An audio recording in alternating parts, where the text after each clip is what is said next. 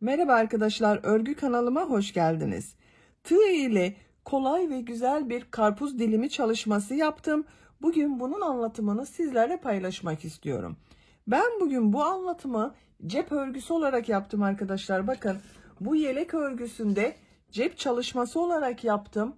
Bunun gibi bir cep olacak bugün anlatacak olduğumuz. Ama siz bu karpuz örgüsünü her yerde kullanabilirsiniz süsleme amaçlı.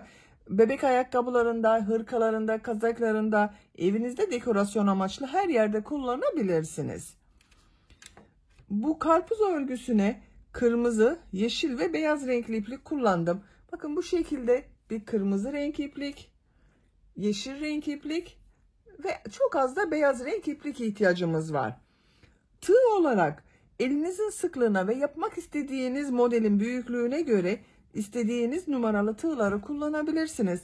Bakın arkadaşlar, ben bugün 3 milimetre tığ ile yapıyorum. Bu büyüklükte bir karpuz modeli olacak. Siz eliniz sıkıysa ve biraz daha büyük olsun istiyorsanız 4 milimetre tığları kullanabilirsiniz. Bakın bunu 4 milimetre tığ ile yaptım. Aynı sayıda. Şu şekilde büyüklüğünü görebilirsiniz bakın. Bunu 3 milimetre ile yaptım. Bunu 4 milimetre tığ ile yaptım. Dediğim gibi tığ tercihinize göre istediğiniz numaralı tığları kullanabilirsiniz. Bu siyah çekirdekleri yapmak için de çok az miktarda siyah renkli boncuk lazım arkadaşlar. Bakın bu şekilde siyah boncuk var. Bunu kullanıyorum ben. Sizin bu boncuklardan yoksa bulamazsanız arkadaşlar siyah renkli iplik ile de tohum işi yaparak bu çekirdekleri yapabilirsiniz. Veya hiç yapmadan bu şekilde de kullanabilirsiniz. Çekirdeksiz karpuz olur. Zaman geçirmeden hemen bu karpuz dilimimizi yapalım. Kırmızı renkli iplik ile başlıyorum. İlk önce sihirli halka yapıyorum. Bakın şu şekilde yapıyorum sihirli halkayı arkadaşlar. İpliği parmağımın üzerine doladım. Bu halkaya tığ takıyorum. İplik aldım, çektim. Yavaşça parmağımdan çıkardım. 2 zincir yapıyorum. Bakın bu sihirli halkayı yaptım. Şimdi bu sihirli halka içine 10 trabzan yapıyorum. 1 2 3 4 5 6 7 8 9 10. Bakın sihirli halka içine 10 trabzanı yaptım. Bu iplik ucunu yavaşça çekiyorum. Bu şekilde bir görüntü oldu.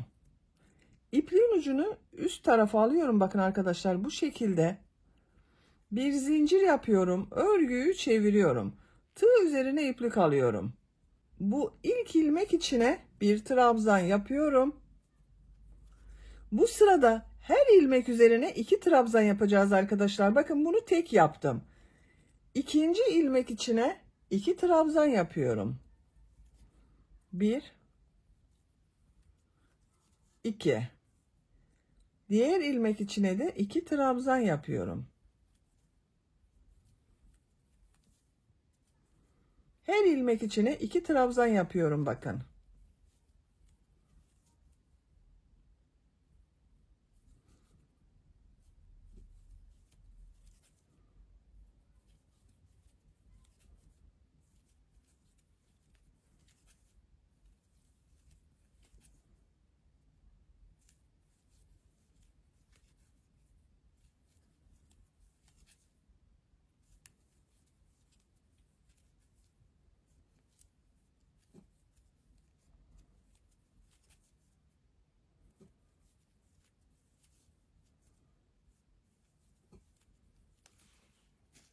İki trabzan bakın yaptım. Son ilmeğe bir trabzan yapıyorum. Sıra başında da bir ilmeğe bir trabzan yaptım. Buraya da bir trabzan yaptım arkadaşlar.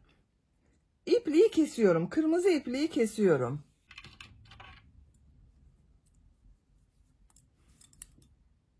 İpliği kestim. İlmek içinden çekiyorum. Bu başladığımız iplik ucunu da burada kesiyorum. Bakın böyle oldu. Şimdi beyaz renk iplik ile bir sıra yarım trabzan yapıyorum. Bakın burada yarım trabzan yaptım. Beyaz renkli iplik ile yarım trabzan yapıyorum.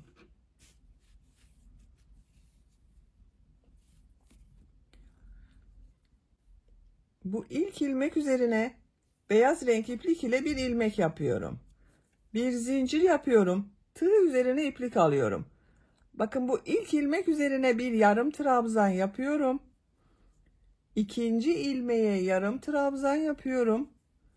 2 yarım trabzan oldu. Üçüncü ilmek üzerine 2 yarım trabzan yapıyorum. 1 2. Bu ilmeğe bir yarım trabzan yapıyorum. Bu ilmeğe 2 yarım trabzan yapıyorum. Bir çift bir tek yapıyorum bakın.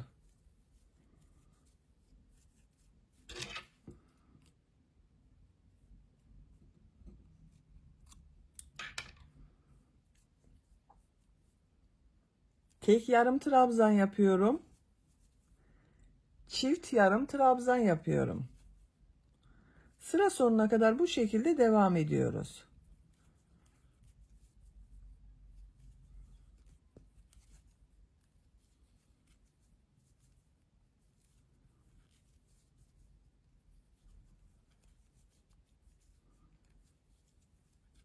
Bakın bu kestiğim kırmızı ipliği de içeride tutuyorum. Şu şekilde içeriye alıyorum, arada kaybediyorum.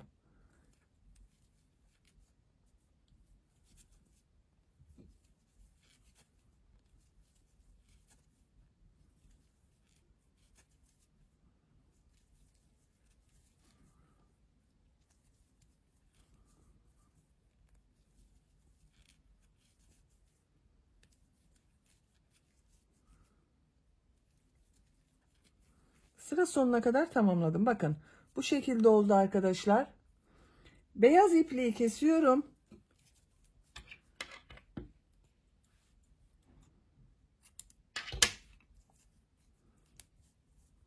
Bakın böyle. Şimdi yeşil renk iplik ile bir sıra trabzan sırası yapıyorum. Bu sırada yine bir çift bir tek trabzan yapıyorum. Yine sıra başından başlıyorum. Bakın bunu burada bekletiyorum. İlmek yapıyorum. Bir zincir yaptım. Tığ üzerine iplik alıyorum. İlk ilmek üzerine bir trabzan yapıyorum. Bakın bunu trabzan yapıyorum. İkili olarak yapıyorum. İkinci ilmeğe bir trabzan yapıyorum. Üçüncü ilmek üzerine 2 trabzan yapıyorum.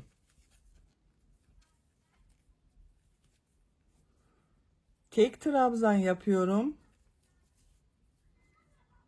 2 trabzan yapıyorum. Bir çift bir tek trabzan yapıyoruz. Sıra sonuna kadar devam edelim. Sıra sonuna kadar tamamladım. Sıra sonunda 2 ilmek üzerine birer defa trabzan yaptım.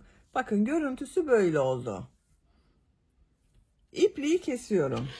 Biraz uzun bırakıyorum arkadaşlar. Bakın şu şekilde dikecek olduğum yer için ipliği biraz uzun bırakarak kestim. Bakın artık karpuz dilimimiz hazır. Şimdi buraya karpuz çekirdekleri yapalım. Karpuz çekirdekleri için bu şekilde boncuk kullanıyorum. Siyah bir ipliğe bakın şu şekilde iğneye taktım. Ucunu bağladım. Yaptığım bu karpuz diliminin buradan şöyle bakın 2 katlı yaptım arkadaşlar bu ipliği. Dikiş ipliği bu.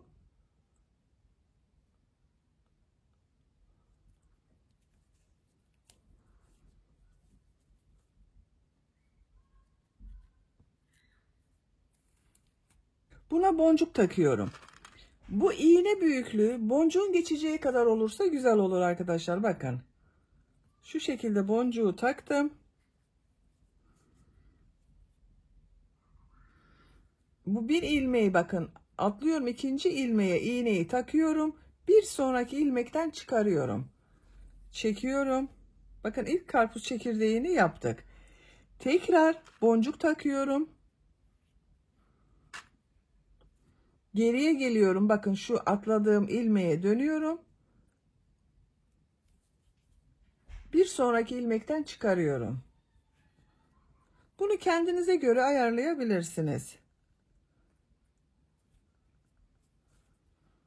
Tekrar gösteriyorum. Bakın boncuğu iğneye takıyorum. Bu ilmeğe dönüyorum. Bir sonraki ilmekten iğnenin ucunu çıkarıyorum.